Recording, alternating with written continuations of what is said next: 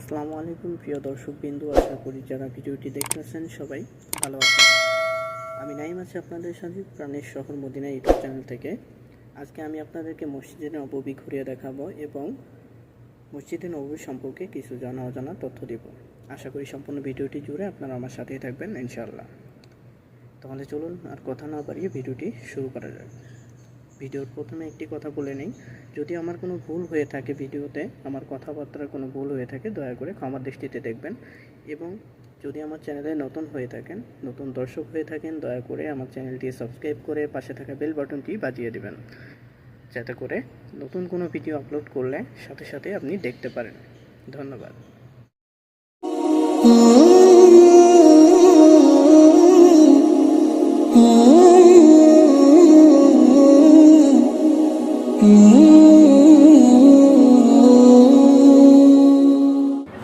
ভিডিওর শুরুতেই আমি আপনাদেরকে নিয়ে আসছি দুইটা ফটো ফ্রেম বলা যায় এখানে, কারণ এখানে লোকজন আসে এখানে ছবি তোলে। তা এখানে এটা হচ্ছে কিং আব্দুল ফাদ রোডের সাথেই এখানে একটা আছে ফটোশেপ এবং ওইখানে একটা বলা চলে। তো দুইটাতেই অনেক সময় অনেক ভিড় থাকে, এখানে লোকজনের আনাগোনা থাকে অনেক বেশি, কারণ তারা ছবি তুলতে চায় আর কি। আমি আপনাদেরকে প্রথমে যেখানে নিয়ে আসি এটা কিং ফাদ রোডের সাথে 334 নম্বর গেট, মদিনা মসজিদে নববীর সাথে যে প্রাচীরটা আছে সেই প্রাচীরের 334 নম্বর গেটের সামনে এটা অবস্থিত। এখন দেখে আমি আস্তে আস্তে ভেতরে যাব, ভিতরে গিয়ে আপনাদেরকে ভিতরে সাইডটা এবং মসজিদের নববীর মধ্যে ইনশাআল্লাহ দেখানোর চেষ্টা করব। যতদূর সম্ভব আমি আপনাদেরকে দেখানোর চেষ্টা করব মসজিদের সম্পর্কে কিছু জানা অজানা কিছু তথ্য, যতটুকু আমি জানতে পেরেছি বা যতটুকু জানি সম্পূর্ণটাই আপনাদেরকে জানানোর চেষ্টা করব ইনশাআল্লাহ। তো আশা করি সম্পূর্ণ ভিডিওটা জুড়েই আপনারা আমার সাথে থাকবেন। মদিনা পশ্চিম সৌদি আরবের হেজাজ অঞ্চলের একটি প্রসিদ্ধ শহর এবং আল মদিনা প্রদেশের রাজধানী। মক্কার পরে মুসলিমদের দ্বিতীয় পবিত্র শহর, যেখানে ইসলামের সর্বশেষ নবী ও রাসূল মুহাম্মদ সাল্লাল্লাহু আলাইহি ওয়াসাল্লামের রোজা শরীফ অবস্থিত। এটি ঐতিহাসিকভাবে গুরুত্বপূর্ণ কারণ মুহাম্মদ সাল্লাল্লাহু আলাইহি ওয়াসাল্লামের হিজরতের পরে মদিনায় বসবাস করেছিলেন। নানান ঐতিহাসিক কারণে মদিনা গুরুত্বপূর্ণ, বিশেষ করে মুসলমানদের কাছে এই নগরটি অত্যন্ত শ্রদ্ধেয় ও পবিত্র। ইসলামের প্রাচীনতম ও ঐতিহাসিক তিনটি মসজিদ, যেমন মসজিদে নববী, কুবা মসজিদ এবং মসজিদে আল কিবলাতাইন অবস্থিত। মুহাম্মদ সাল্লাল্লাহু আলাইহি ওয়াসাল্লাম 622 খ্রিস্টাব্দে তার সাহাবী আবু বকরকে নিয়ে পবিত্র মক্কা হতে মদিনার উদ্দেশ্যে হিজরত করেন। উমরের খিলাফতকালে সে স্মৃতির উপর ভিত্তি করে ইসলামী বর্ষপঞ্জি প্রতিষ্ঠিত হয়, যা হিজরি সন নামে পরিচিতি লাভ করে। মুহাম্মদ সাল্লাল্লাহু আলাইহি ওয়াসাল্লাম মদিনায় হিজরতের পরে যে কুরআনের বাণী নাজিল হয়েছে তাকে মাদানী সূরা বলা হয়। মসজিদের বাইরে এবং মসজিদের ভিতরে নামাজ আদায় করা হয় মানুষজন। মসজিদের বাইরে যারা আছে এখানে মহিলাদের জন্য আলাদা নামাজের ব্যবস্থা আছে।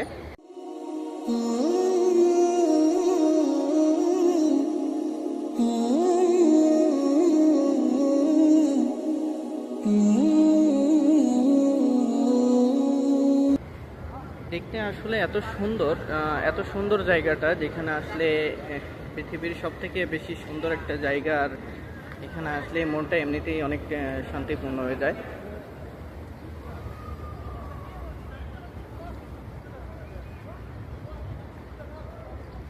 আল্লাহ তাআলার সৃষ্টি এত সুন্দর যে এখানে আসলে আসলে চোখ জুড়ে যায়। আর আল্লাহ তাআলার সৃষ্টি এটা এত প্রশংসা করে, যত প্রশংসা করা হবে ততই কম হবে।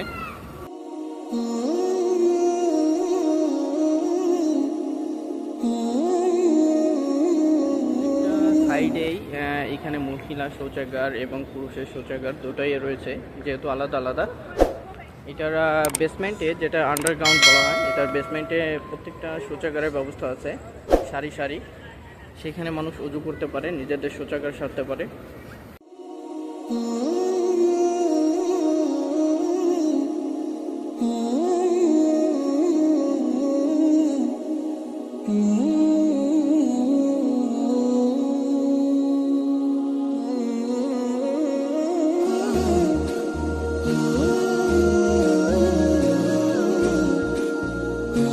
দেখুন এইদিকে আপনার হচ্ছে দুইটা শৌচাগার শৌচাগার একই পাশেই আছে। এটা মেবি মহিলাদের একটার জন্য আর একটি পুরুষদের জন্য। এখানে এভাবে প্রত্যেকটা পাশেই মসজিদে নববীর প্রত্যেকটা পাশেই শৌচাগার দেয়া আছে, কেননা এখানে যখন নামাজের টাইম হয়, আজান হয়, তখন এখানে মুসল্লিদের এত ভিড় হয়, সেটা না নিজের চোখে না দেখলে বিশ্বাস করার মতো না। আর এখানে এতটা জায়গা করা হয়েছে যে একসাথে 6 লক্ষ মানুষ নামাজ আদায় করতে পারবে। আর হজের সময় এখানে একসাথে 10 লক্ষ মানুষ পর্যন্ত নামাজ আদায় করে, মাশাআল্লাহ। এবং এখন আপনারা দেখতে পাচ্ছেন এই পাশে, আমার হাতের এই পাশে বাম পাশেরটায় এইদিকে জান্নাতুল বাকি রয়েছে। এখন জান্নাতুল বাকিতে এখন প্রবেশ করার মতো অবস্থা নেই। এখন এটা ফজরের পর হচ্ছে যখন মানুষজন আসে এখানে ফজরে উঠে গোসল করে নামাজ পড়ে তারপরে এখানকার গেটটা খোলা হয়, ওই সময় মানুষজন এখানে যাইতে পারে। এবং এখানে যে রিয়াজুল জান্নাতটা রয়েছে, রিয়াজুল জান্নাত, যেটাকে দুনিয়ার বুকে এক টুকরো জান্নাত বলা হয়, এমনকি নবী সাল্লাল্লাহু আলাইহি ওয়াসাল্লাম বলেছেন তার বাসস্থান থেকে মসজিদে নববীর এই রিয়াজুল জান্নাতের যতটুকু জায়গা ততটুকু দুনিয়ার বুকে একটা জান্নাতের বাগান। আমি সেইখানে তো এখন যাবার মতো পরিস্থিতি নেই, নয়তো আমি আপনাদের যে গিয়ে দেখাইতাম। ইনশাআল্লাহ আমি পরবর্তীতে আরেকটা ভিডিও বানাবো যেখানে জান্নাতুল বাকি এবং রিয়াজুল জান্নাত দুটোই রাখার জন্য চেষ্টা করব। তো আমি একটু পর ইনশাআল্লাহ ভিতর দিকে যাব মসজিদে নববীর মধ্যে। এখন তো আসরের টাইম, আমি আসছি আসরের পর, আপনার মাগরিবের আজান হবে একটু পর। ইনশাআল্লাহ আজানের ধ্বনিটাও আপনাদের শোনানোর চেষ্টা করবো। এখানকার আজানের ধ্বনিটা এত সুন্দর, এত মনোমুগ্ধকর যে প্রত্যেকটা মুসলিমের হৃদয়ে প্রশান্তির একটা বাতাস বইয়ে দেয়। আল্লাহ তাআলার এত সুন্দর সৃষ্টি নিজের চোখে কখনোই না দেখলে বিশ্বাস করা যাবে না।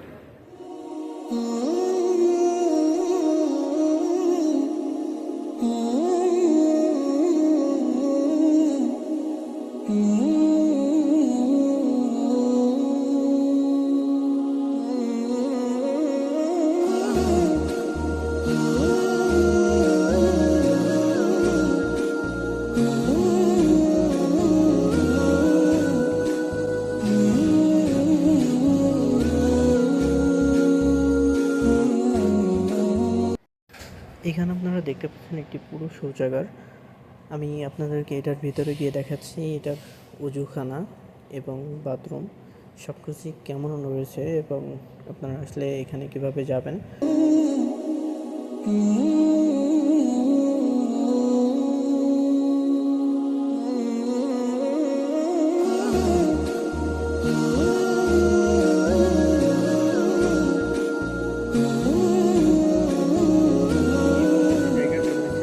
একটা পাশে বাথরুম মানে শৌচাগার যেটাকে বলা হয়, আর এই পাশে হচ্ছে গাড়ি পার্কিংয়ের জায়গা রয়েছে। আপনারা চাইলে এখানে গাড়ি পার্কিং করতে পারেন যারা এখানে আসবেন গাড়ি নিয়ে আর কি। আর গাড়ি পার্কিংয়ের রাস্তা অবশ্যই মসজিদে নববীর সামনে দিয়ে ওই পাশ দিয়ে আছে, ওইখান দিয়ে গাড়ি নিয়ে আসতে হয়। আর এই পাশে হচ্ছে বাথরুম, যেটাকে শৌচাগার বলা হয় আর কি।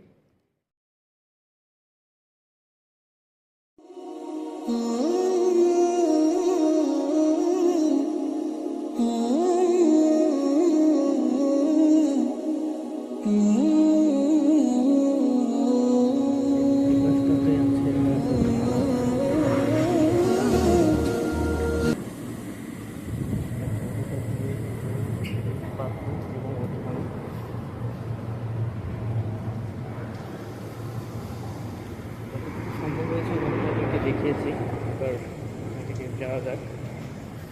আমরা উপরে যাব এবং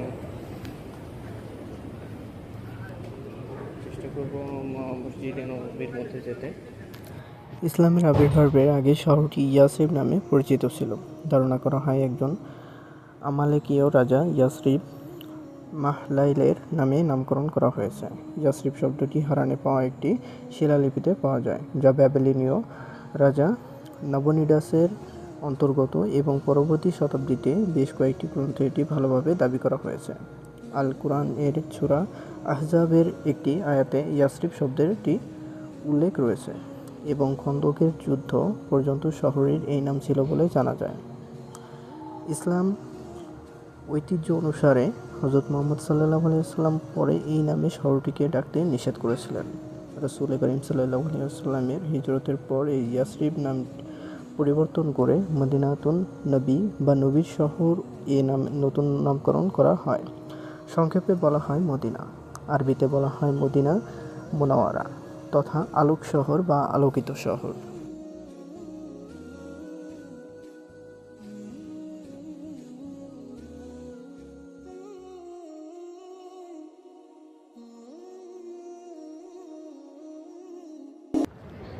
এই হলো আমাদের প্রিয় নবীজি হযরত মুহাম্মদ সাল্লাল্লাহু আলাইহি ওয়াসাল্লামের রওজা মুবারক, যেখানে আসার জন্য মানুষজন অধীর আগ্রহে অনেক চেষ্টা করে, অনেক চেষ্টার পর আসতে পারে, অনেকে সফল হয়, অনেকে সফল হয় না। তো যাদের আসার অনেক ইচ্ছা আছে, আল্লাহর কাছে দোয়া করি যেন সবাই এখানে আসার মতো তৌফিক দান করেন আল্লাহ তাআলা। এই যে সবুজ গম্বুজটা রয়েছে, এই গম্বুজের নিচেই শায়িত আছেন আমাদের প্রিয় নবীজি হযরত মুহাম্মদ সাল্লাল্লাহু আলাইহি ওয়াসাল্লাম।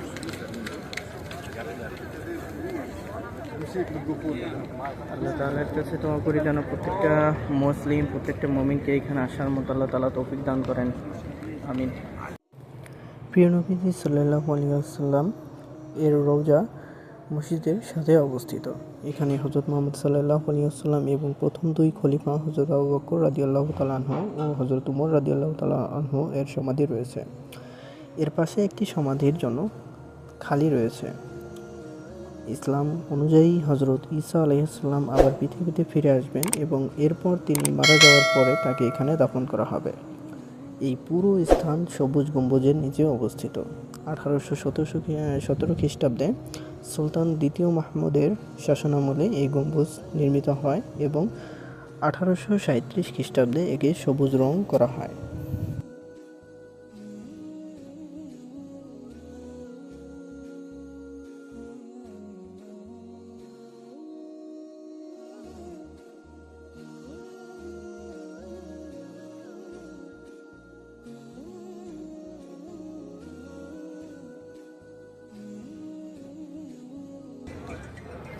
এখন আমি যাচ্ছি মসজিদে নববীর মধ্যে। মসজিদে নববীর মধ্যে প্রবেশ করতেছি, এটা 5 নম্বর গেট দিয়ে প্রবেশ করতেছি। আমি আপনাদেরকে এখানকার প্রত্যেকটা গেটের নাম এবং বিবরণ দেবার চেষ্টা করবো। মানে জুতা খুলে প্রবেশ করতে হবে।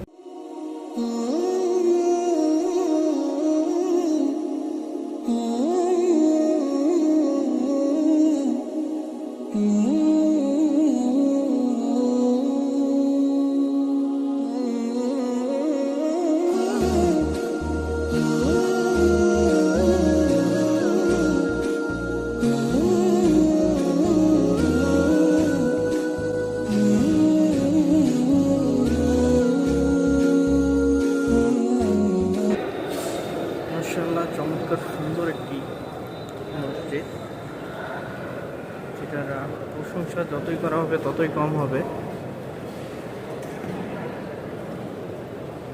আল্লাহ তাআলার সুন্দর সৃষ্টি, এটার যত প্রশংসা করা যাবে ততই কম হবে। আর মসজিদটা এত সুন্দর, এত সুন্দর, মাশাআল্লাহ।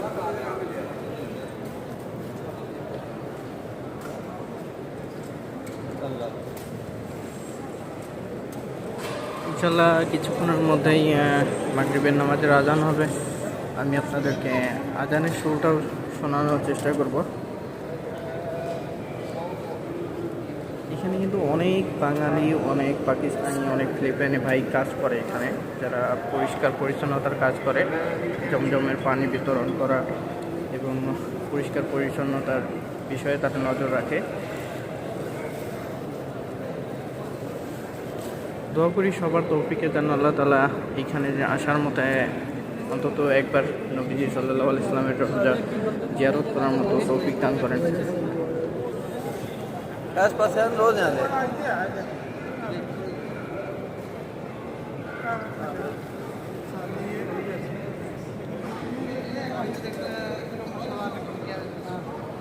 আজ আসার পথে খুবই চমৎকার একটি বিষয় চোখে পড়েছে, যেটা হচ্ছে এখানে এসে আমি দেখলাম এখানে আজ সৌদি আরবের ন্যাশনাল ডে বলা হয়, সেখানে একটি র্যালি বের হয়েছিল।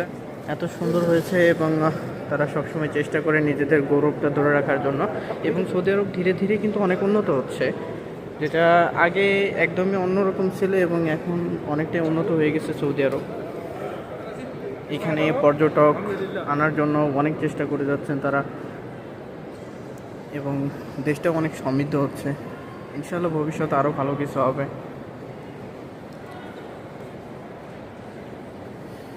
মসজিদে নববীর সৌন্দর্য মাশাআল্লাহ মাশাআল্লাহ।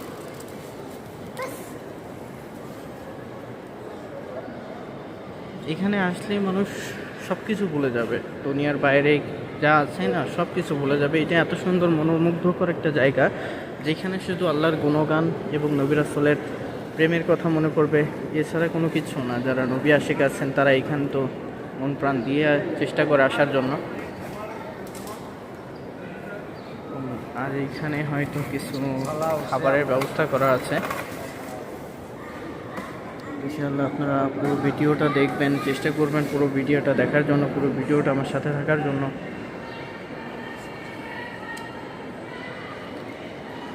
আমি যতদূর পারবো আপনাদেরকে কিছু মূল্যবান কথা, কিছু অজানা কথা জানানোর চেষ্টা করব। ইনশাআল্লাহ দোয়া করবেন আমার জন্য।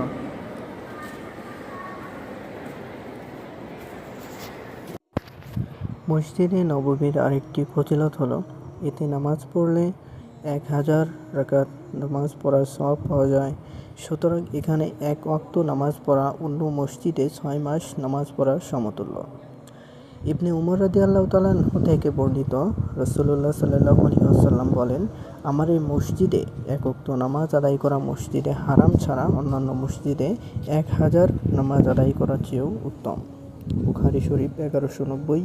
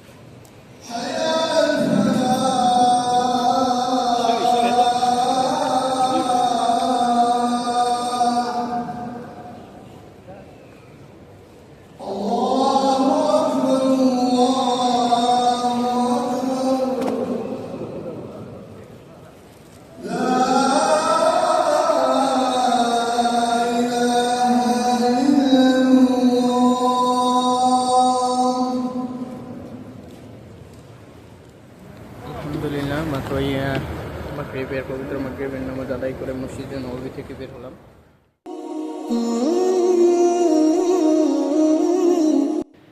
অসংখ্য ধন্যবাদ আপনাদেরকে সম্পূর্ণ ভিডিওটি আমার সাথে থাকার জন্য।